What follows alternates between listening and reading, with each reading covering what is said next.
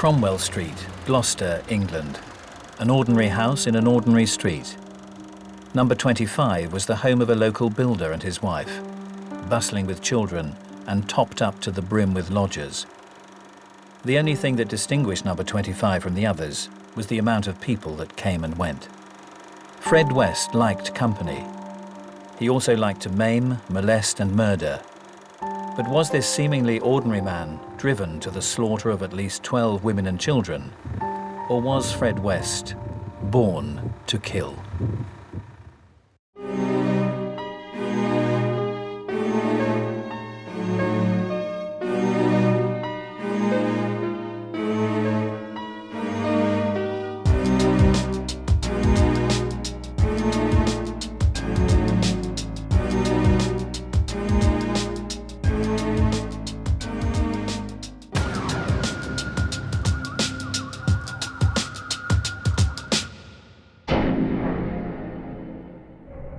Fred West was described by Richard Ferguson, prosecuting QC of the trial of Rosemary West, as a man devoid of compassion, consumed with sexual lust, a sadistic killer, and someone who had opted out of the human race, the very epitome of evil.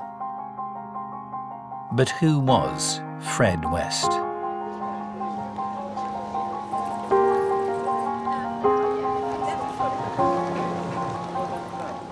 If you passed Fred West in the street, you wouldn't give him a second glance. He had a wife and had 6 children. Fred West was a chameleon. His neighbours would have told you that he was a very hard-working, likeable, friendly chap. On the face of it was a completely ordinary builder, handyman, a very jovial fellow who got on well with everybody. He did fit in with the normal flow of life, even though he was profoundly abnormal. Many people would be taken in by him because he was plausible and charming. So the last thing in your mind is that he might actually harbour terrible evil. The great mystery of the whole thing is what drove them to do this. You're talking about 2 people who literally plumbed the depths of human depravity. Some people have the ambition to become a great politician, to succeed in the world of art. He had the ambition to succeed in sadistic sexual homicide.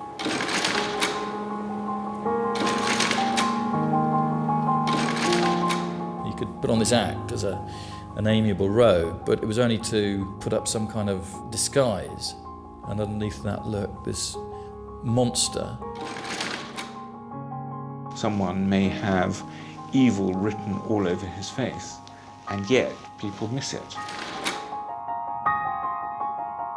Fred West's evil would be missed by very many people.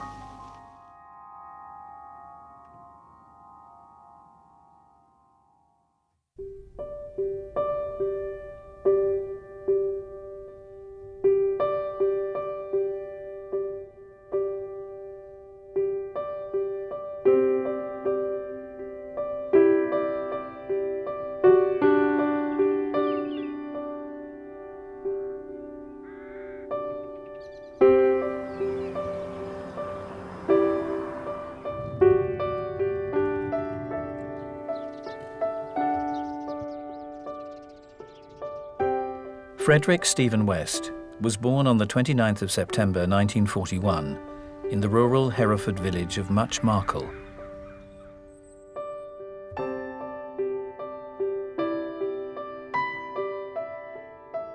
A tiny agricultural community cut off from metropolitan life, this rural idyll would be where the young West grew up.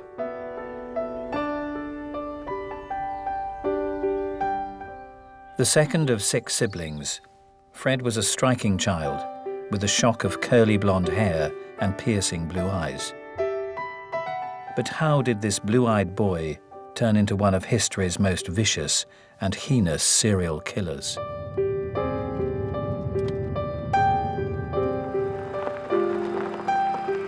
For Frederick West, this kind of landscape, obviously you can see a sense of freedom, and he will have had a lot of freedom, more freedom than most people would have had. But then again, this kind of landscape is also very brutal, and what goes with it is the kind of activities he had, such as clubbing to death rabbits, to watch his mother shotgunning rats, this kind of like physical and very kind of harsh environment. It's widely believed that Fred's father, Walter, was a child abuser, and he seemed unashamed and unrepentant about his behaviour. Fred was very much the apple of his mother's eye, and her love could be described as more than overprotective. Apparently for years they'd been having sort of sexual games together, and the minute he was capable of doing anything more than that, she initiated him. He was also abused by his father. It was a family in which incest was taken fairly much as normal. He was highly sexualised from a very young age, and sex became very much part of his motivation. He would talk constantly about sex. Fred's school career was short and unproductive. He left school at 14, barely able to read and write. His IQ was later measured at just 80. The problem there obviously lies that lots and lots of doors are then closed, and the doors that were open to Fred and his industrious, possibly attention deficit, hyperactive traits would be channeled into things like chasing girls, petty theft, problematic behaviour, little petty acts of violence, and possibly other activities that we don't as yet know about.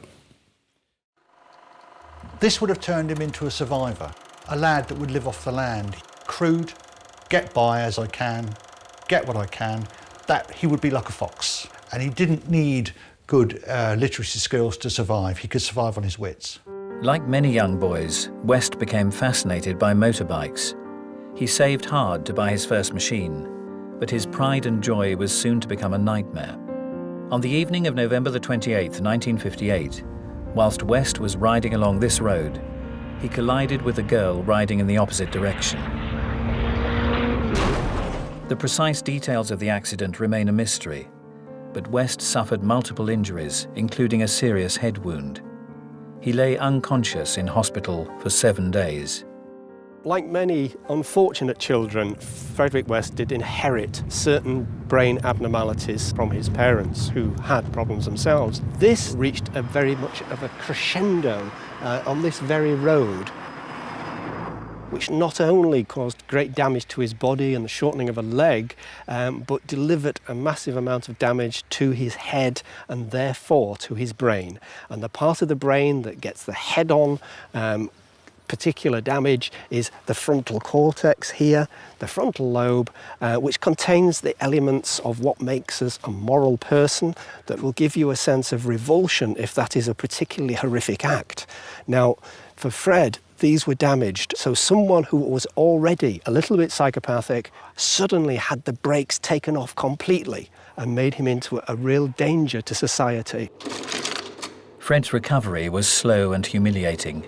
His nose was broken, he walked with a pronounced limp, and now suffered from violent mood swings. He did lose a lot of his good looks. There was damage to his nose and other configurations. And from being quite a charmer and a crudely good-looking lad in the village, he lost a lot of that edge.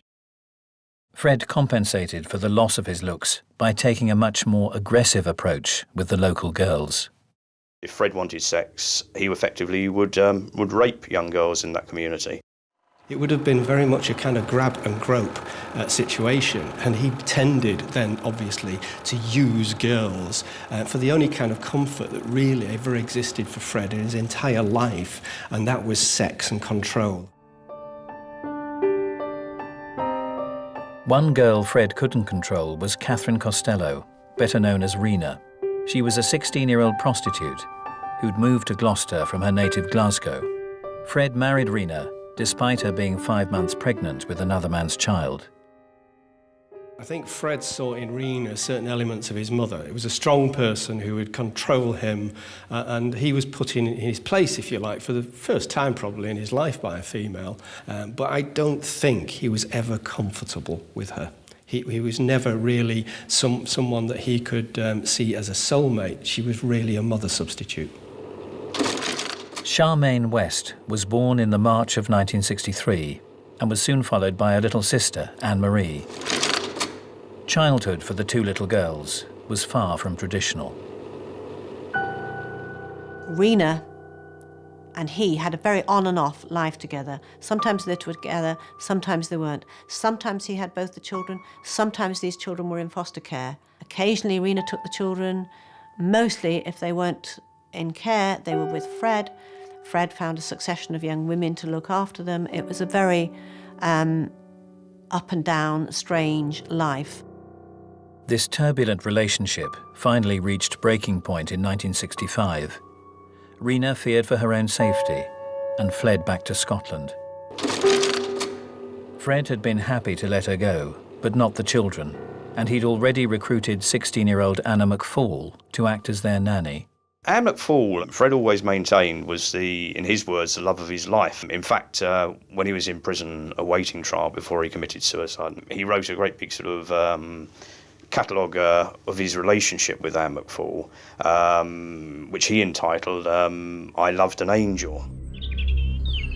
But the angel was soon to fall when she became pregnant with West's child. She became effectively a problem to Fred, an obstruction who had to be removed. And it sounds extraordinarily callous, but Fred was the kind of man who, if a woman presented a problem, she effectively would be removed from his life. Anna McFall was last seen in the July of 1967. Fred West would have thought that people were disposable because, as far as he was concerned, other people were instruments to be used. So there would be no ethical boundaries. He decided that he'd had enough of her and that she was surplus to his requirements, and as cold-blooded as this may seem, he destroyed her and buried her. 27 years later, the remains of Anna McFall were discovered in this field on the outskirts of Fred's home village, Muchmarkle, in Herefordshire. The body had been decapitated and dismembered and was found with the skeleton of her unborn child. He would not have had the same sense of revulsion that you and I would have had of stripping the body and deciding how to dispose of it. He would be very industrious about this, and this would have set him apart from many, many attempted killers and attempted serial killers in that he was very energetic, very industrious about the way he went about things. Anna McFall had been the last of the victims to be recovered, but she'd been the first to die. She'd signalled a turning point in the murderous career of Frederick West.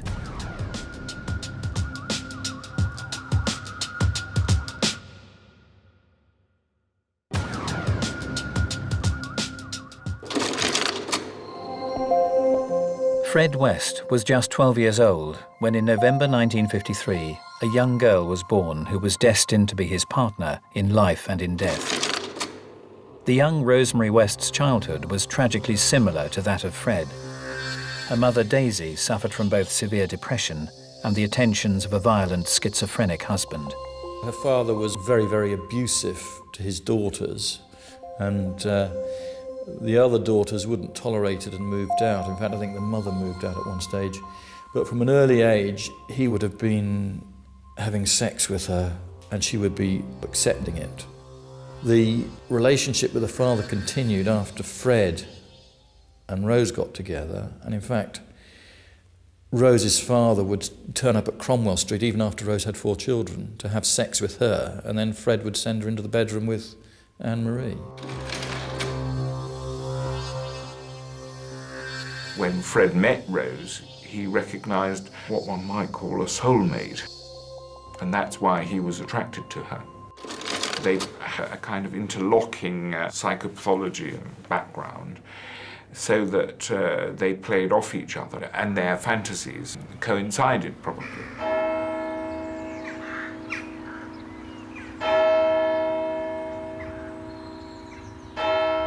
Fred and Rose met in the quiet village of Bishop's Cleeve, Gloucestershire, England. Despite the age gap, they soon started a relationship, and it was not long before 17-year-old Rose was living with Fred and his 2 children, Charmaine and Anne-Marie, in their new home at 25 Midland Road, Gloucester. That the two gelled sexually, probably almost from the off, really. Probably saved Rose her life to start off with. I think she could have easily become another victim.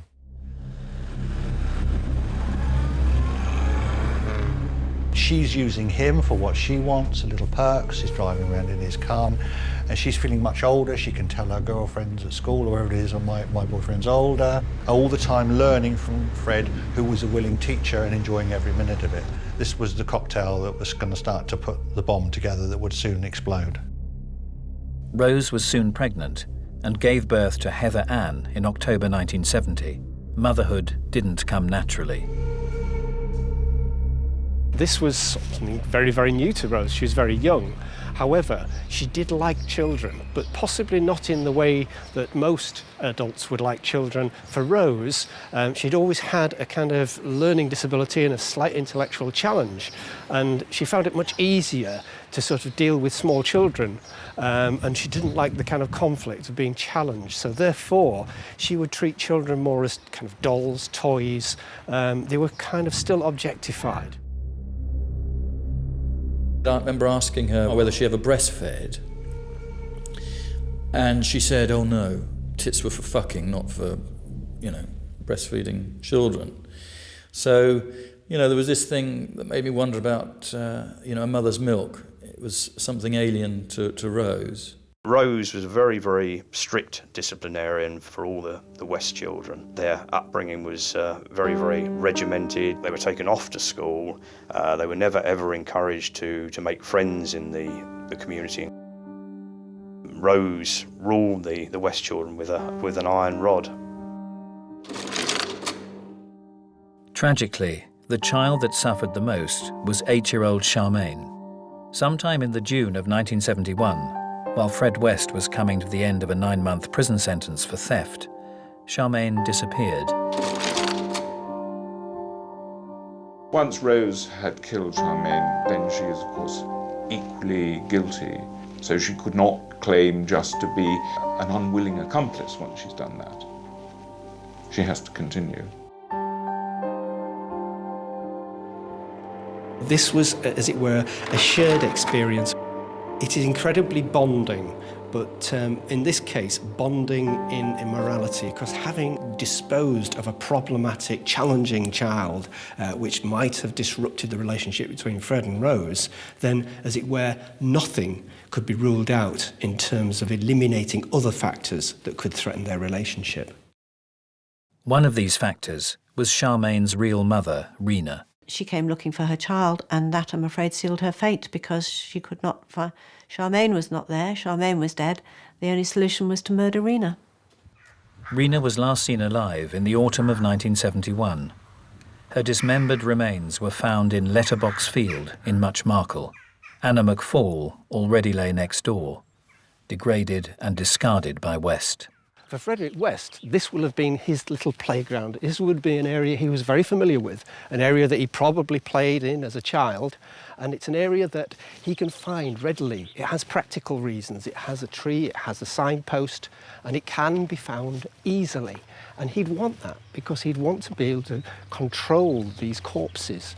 Even though they were not alive, he wants access. He wants to feel that he can actually be part of this area, and they are part of this area. This is his private graveyard.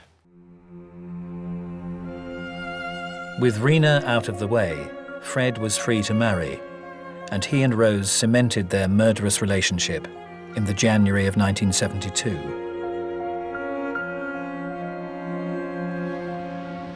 They moved across the park from Midland Road and into a street that was set to become infamous. 25 Cromwell Street became the most famous address in the world. It is bed-sit land. It's inhabited by a moving population of sort of people who are drifting around, or they've left home for some reason, or they couldn't easily be traced. And that was one of the reasons why Fred remained undetected for so many years. This anonymous neighbourhood provided the perfect cover for the West's lustful and murderous nature. It was the ideal lair into which they trapped their prey. Fred and Rose now set about spinning their web. Fred, on his own, was a charmer, and he would try and chat people upon street corners or bus stops or what have you.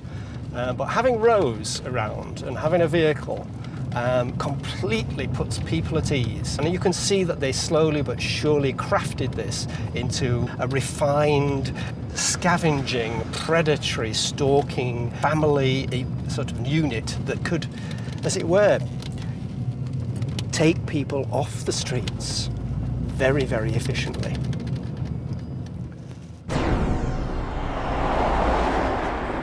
In November 1972, 17-year-old Caroline Owens was hitchhiking from Tewkesbury to her home in Cinderford. She'd been on a regular visit to see her boyfriend and was waiting for her usual lift from a friendly telephone engineer. It was then that a grey Ford car drew up and a young couple offered her a lift. She seemed pretty cheerful. She said, "Where are you going to?" And I said, "Cinderford." And she said, "We're from Gloucester, but don't worry, we'll take you all the way back." They started telling me about their family and asked me if I'd like to be a nanny, because they said they had 3 little girls at home. And I was really excited, because I'd always dreamt of being a children's nanny. I loved children. Everything seemed quite romantic and glamorous to me. I was going to escape my home and go and live with this lovely family, and it was like a big fairy tale. Within a week of meeting them, I moved in. But Caroline's fairy tale began to turn into a nightmare when Fred let slip a shocking revelation. One day, he turned around and he said that Anne-Marie had lost her virginity. And she was a little girl of 8. And I didn't think that was a funny thing to say. And I just said to him quite accusingly, "What do you mean? Why are you saying she's lost her virginity? What's happened to her?" And he said, she had an accident on her push bike and the saddle came off and it penetrated her and she was damaged by that. I became a bit aware then. I'd been sexually abused as a child myself. So it was almost like I could now recognise that her behaviour was probably being beaten up by her stepmother and being abused maybe by her father. Events got out of hand when Fred propositioned Caroline. He said, "We've got a sex circle, it's me and Rose and a few other men. We'd like you to join it." And I started getting quite angry, because by this time I got a bit fed up of all the things he used to come out with. And I said, "I don't know what you're on about, don't want nothing to do with it." A disgusted Caroline fled the house, vowing never to return. A couple of months later, she was standing in her usual hitchhiking spot when she noticed a familiar car.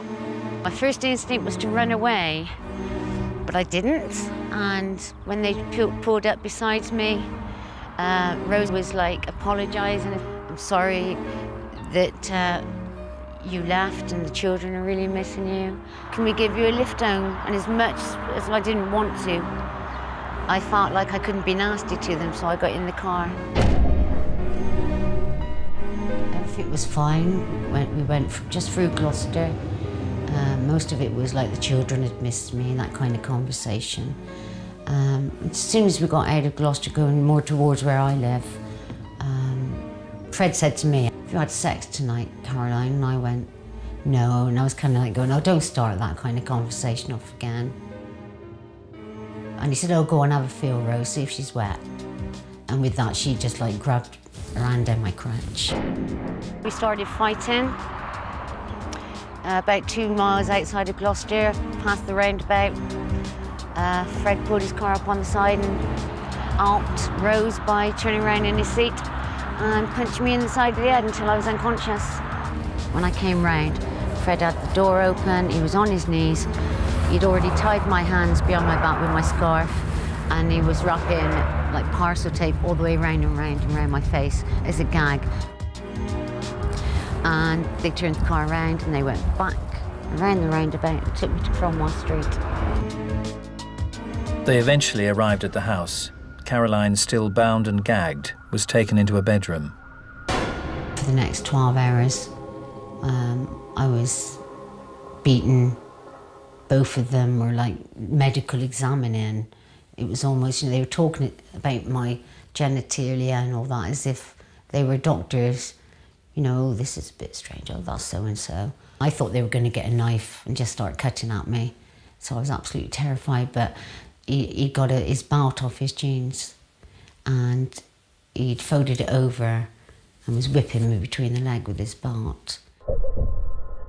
And then she started doing something else sexual towards me while he watched, and then she invited him to join in, and she was doing something to me and he was having sex with her from behind at the same time. To be quite honest, at that time I would have been happier off dead. After a night of harrowing abuse, a terrified Caroline was eventually left alone with Fred. I thought he was just going to take me down to the cellar, but he obviously had second thoughts. He just raped me, and then he started crying.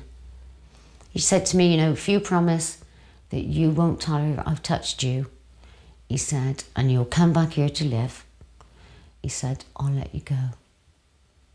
And of course, considering I thought I was on my way down to the cellar, I was just so relieved, and I said, yeah, okay, I'll do that. Caroline had a remarkable escape and went straight to the police. But for Fred and Rose, this signalled a significant change in the balance of their relationship. I think the escape of Caroline Owen owed a lot to the fact that Fred and Rose were still experimenting with sexuality. Now, Fred had already picked up, or at least imposed on the relationship, something that he carried forward from his mother.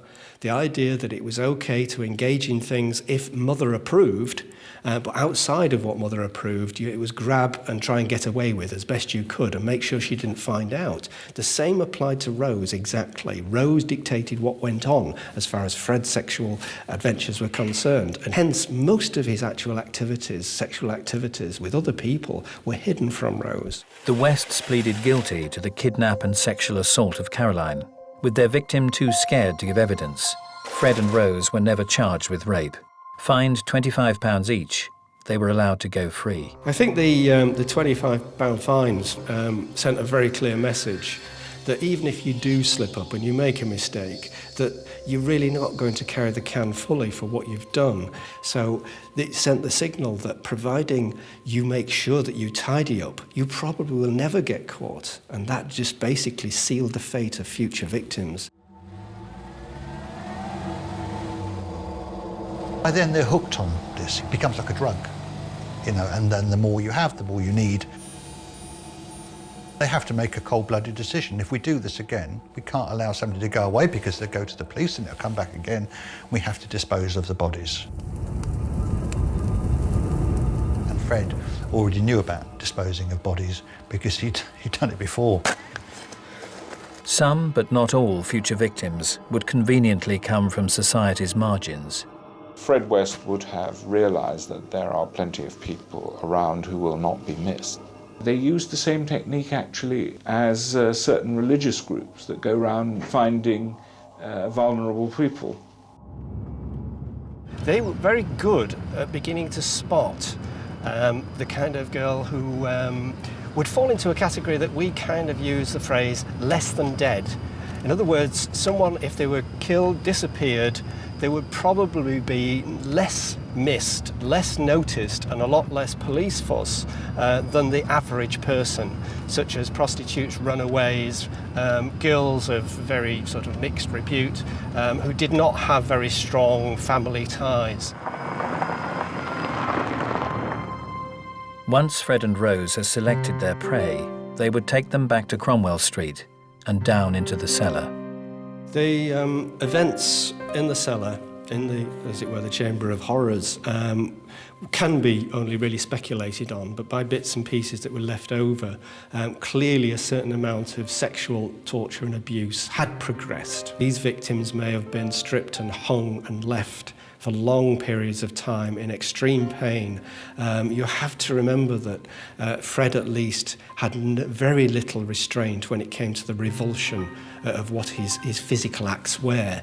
So, to actually inflict almost intolerable, continuous and protracted pain and injury on a person would not have created the same revulsion that it does in you or I. Fred fitted a beam across and there were hooks on it. He talked about girls being hung there for days and bodies mummifying. we don't know exactly what happens. We do know that in the course of the time that they were there, they were killed. Their bodies were dismembered, and they were buried. And then when he had filled the cellar with girls, he concreted over the floor and then turned the cellar into the bedroom for his children. Fred and Rose West had now perfected their mode of operation, and over the next 14 years would kidnap, rape, torture and murder almost at will. But each murder would require them to push the boundaries of sadosexual behaviour further and further. She had to be abusive. She had to be in control of the situation. And for Fred, there had to be, as it were, bizarre episodes of sadism and bondage, etc. They always wanted something more. They want to scream a little bit more. They want to cut a bit deeper. They know what causes more pain than something else. And to be bound and gagged and poked and stabbed and cut and beaten and sexually abused, probably just not even seeing what was going on half the time. With them, these two monsters cackling and laughing, it was the most terrifying experiences beyond human comprehension. Fred and Rose were now sinking to such depths of depravity that it was entirely possible that one of them could end up as the next victim. I think there must have been an absolute element of competition between them that grew up in terms of the other person may kill me. Therefore, I am at risk. Therefore, I must show myself to be as tough, as sadistic, as hard, and as progressively homicidal as the other person. Otherwise, you know, I may be the next victim, as it were, rather than the next perpetrator.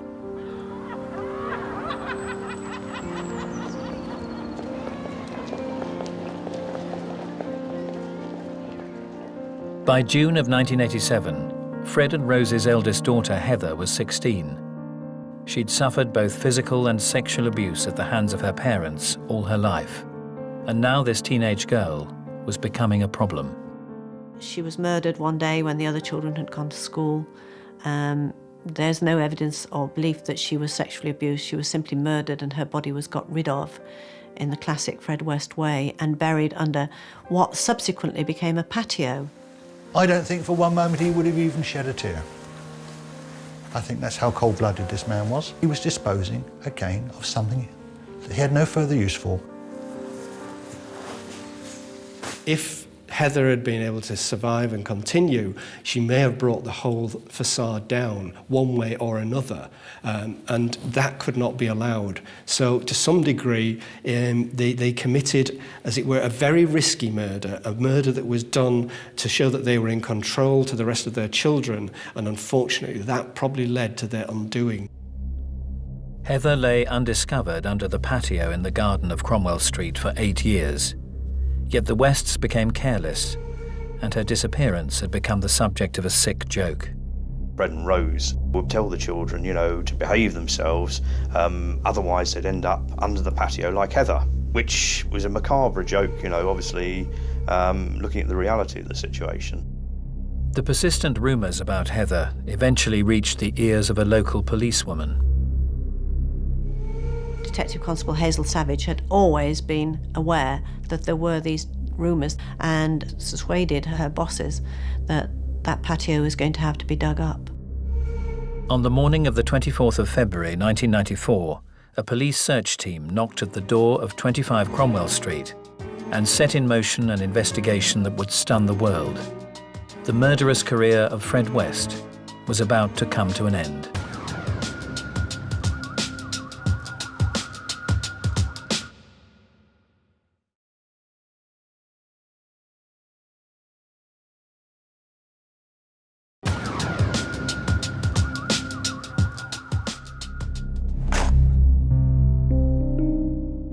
As the police started digging in the back garden of 25 Cromwell Street, they could have no idea of what they were about to find.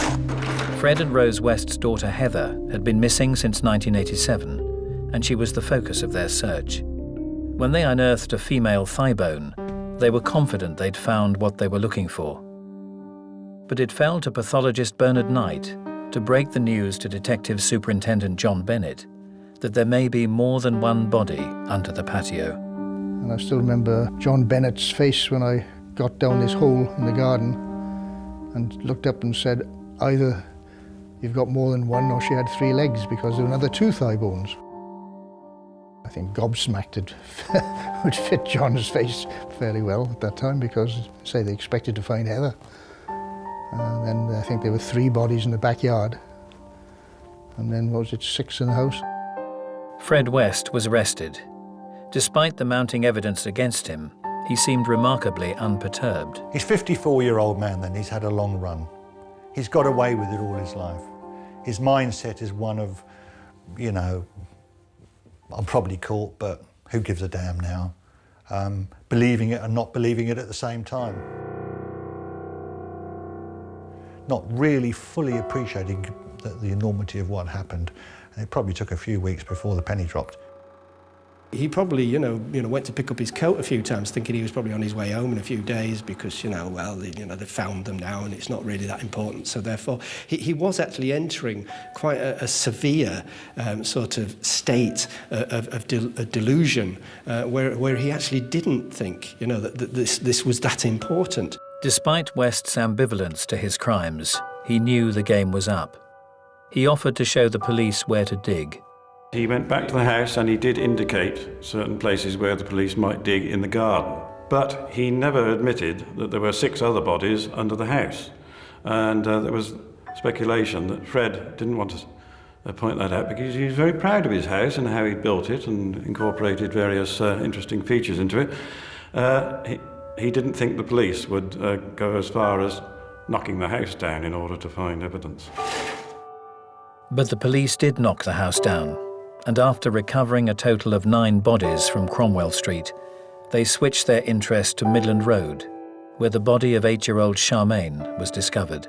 A lengthier search of the 2 fields at Much Marcle was to drag on for months, but they were to give up the remains of Rena Costello and Anna McFall.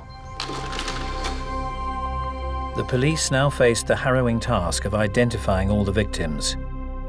Professor Bernard Knight made the startling discovery that the skeletons were incomplete. There's a lot of hand and toe bones missing, but you actually rarely find every bone if you dig up a skeleton. One reason why there may be a sinister aspect is that 2 babies, 2 fetuses present, and their tiny little bones were there, most of them, even tiny rib bones, size of a matchstick. And yet there were bigger bones missing from the adults. There's 1 shoulder blade missing. Now, it's a bit difficult to imagine how, if you can get a tiny fetal bone surviving, where's this big shoulder blade gone? Of course, the sensational aspect or explanation would be that they were taken off as some form of fetish, and even cannibalism was mentioned, but I think that's pure speculation. But certainly a lot of bones missing. He may have had some bizarre paranoid ideations, so in the beginning perhaps he was cutting up bodies to make them smaller, taking away the fingers and toes in case they were identified. It could have been, a paranoid state that was superstitious. He had to keep these various little objects close to him so that he knew that he was safe, that he had some control over these dead victims. It may have become a very habitual thing. It is known for psychopathic killers to keep trophies of their victims. He may have kept 1 or 2 bones as kind of mementos in order to be able to keep his work with him. On June the 30th, 1994, Fred and Rose West appeared at Gloucester Magistrates' Court, jointly charged with 9 murders. It was 4 months since the police had started digging. Their victims had now been identified as Linda Goff, Lucy Partington, Carol Cooper, Juanita Mott, Shirley Hubbard, Therese Siegenthaler, Alison Chambers, Shirley Ann Robinson, and Heather West. Fred was also charged with a further 2 murders, that of his first wife, Catherine Costello, and his stepdaughter, Charmaine West. Anna McFall, Fred's first victim, was yet to be identified. This was the first time Fred and Rose had seen each other since their arrest. Fred was devastated when Rose rejected him in court. He would have been distraught. The confidence would have gone. His face would have sagged. He would have lost that confident, jovial demeanour. And he had very little else left to live for. 6 months later, on New Year's Day 1995, whilst waiting to stand trial at Winston Green Prison in Birmingham, Fred West hanged himself. When they told me he killed himself, and they were saying, oh, that's justice, isn't it? And I said, oh, no, it's not really. And I was absolutely gutted. I wanted him to pay the proper price. And he just, took his own way out and had his own way about what happened to him. He was in control right to the end. Rose was now left alone to face trial for 10 murders. She was probably in a bit of a state of shock, actually, I would say. This blanket denial came down, and that's pretty well, on the whole, the way it remained. Rose, at that point, is only really protecting one person, herself, and that would be her only interest. So she would then progressively try to look as though she was a useful member of society, potentially okay, that it wasn't really her, even if the evidence was against her, and that she wasn't that complicit in what went on. But the court thought otherwise, and she was convicted of 10 murders and sentenced to life imprisonment. The investigation was now closed, but had the police found all the victims? Rumours persist of many more bodies. We have to regard the kind of dark matter of Fred's life and his kind of killing career, if you like, that there are a lot of black spots which I'm sure may be filled with other poor unfortunates who have disappeared and not been registered and not been connected with the Wests. There was a young child supposedly killed accidentally when Fred was driving an ice cream lorry in Glasgow. There was a young boy who supposedly committed suicide not far from Gloucester. But really, if that had been more carefully investigated, I think they would have been interested to talk to Fred.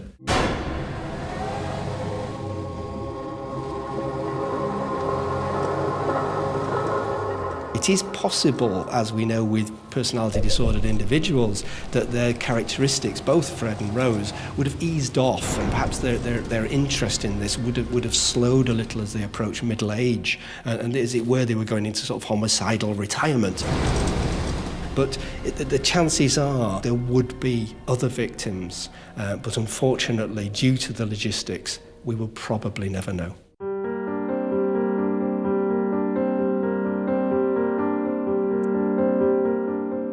25 Cromwell Street was demolished in an attempt to erase the memory of West's atrocities.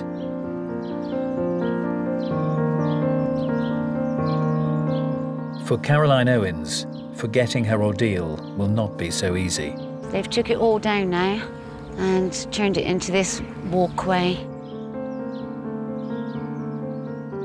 Some people wanted a garden of remembrance, but others thought it wouldn't be respected as such. So they decided to turn it into a walkway. And now I'm actually walking where the house was. And some of the girls would have been buried under this area here. And some in the patio over in that area. Brings back quite a few sad feelings, bad feelings for me. I don't like being here. I just see it as a grave for all the girls, and I'm just glad it's all over and they're all out of here. It's almost like you can hear him having his laugh. You can hear him laughing. It's almost him laughing and joking about the patio and stuff. Yeah. It feels like he's still here. I don't think they took enough of this place away. Fred West committed some of the most evil and heinous crimes in history, a gruesome and disturbing legacy.